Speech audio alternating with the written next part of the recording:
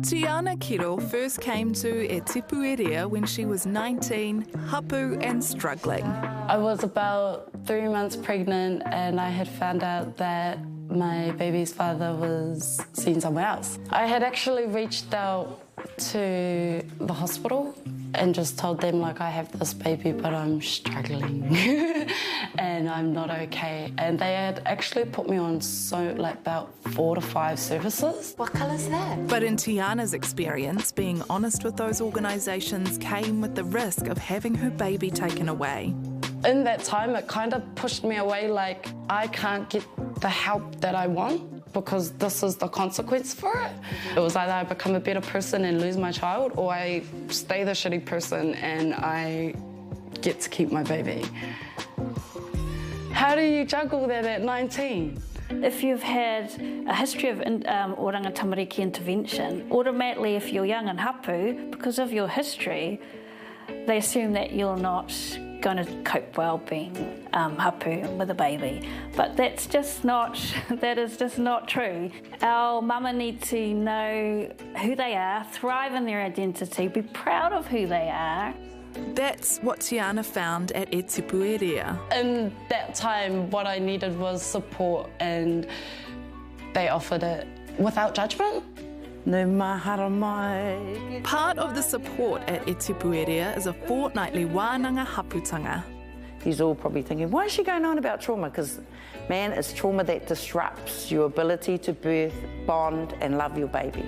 The wānanga isn't just a prenatal class, it's a te ao Māori class focused on birthing and parenting. I teach expected and parents about traditional birthing practices and traditional parenting as well. So what I want them to leave with is knowing that our tupuna parenting styles were actually advanced, and knowing that being Māori gives them superpowers for both birthing and mothering. As part of the wānanga, mama can make uku whenua, clay pots to bury their placentas. We make the uku whenua to remember that we are made. We are created from the kokowai, from the red clay, okay? And so in our creation story, the first woman, Hene Ahuone, was made from the kokowai. So part of using the uku is to remember our whakapapa, and that we whakapapa back to Papa Tuanuku. Get it in the whenua, as soon as you possibly can, to ground your baby. For mama like Tiana, these lessons are a game changer when it comes to raising their tamariki. When Joe offered this whole new world around having a baby that actually felt right, it made me want it more. Like, it's so beautiful hearing it from a te ao Māori perspective, and as a Māori, it makes you feel a bit more proud of the moment. You don't actually feel like a statistic. And I like to think of, the whakatauki, ka ora ai te whenua, ka ora ai te wahine, ka ora ai te iwi. We take care of the land and we take care of women, and we will all be well.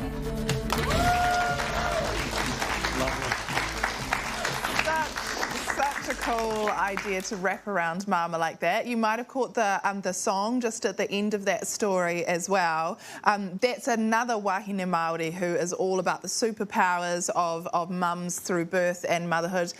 She's my friend Geneva AM. It's such a beautiful song that she has written there, so make sure you check it out. And I can also recommend making something beautiful to put the whenua into, the placenta into, to put into the ground. Because I haven't done that, and at the moment, this could be an overshare, my placenta is in our freezer and I keep picking it up thinking it might be mince. Do you think I want to store that before you have babysitters and you're like, dinner's in the fridge? Yeah.